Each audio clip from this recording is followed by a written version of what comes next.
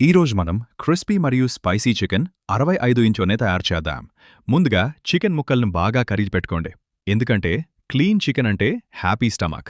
ఇప్పుడు ఒక బౌల్లో చికెన్ తీసుకుని ఉప్పు, పసుపు, కారం పొడి, అల్లం వెల్లుల్లి పేస్ట్, నిమ్మరసం, కార్న్ ఫ్లోర్, కొంచెం రైస్ ఫ్లోర్ వేసి బాగా కలపండి.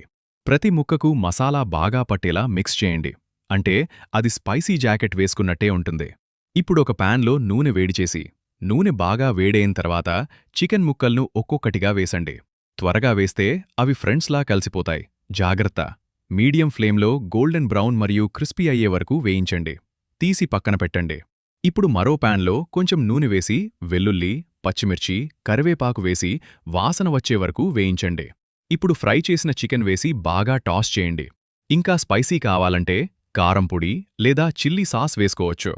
చివరగా నిమ్మరసం వేసి కలిపితే మీ క్రిస్పీ చికెన్ 65 రెడీ.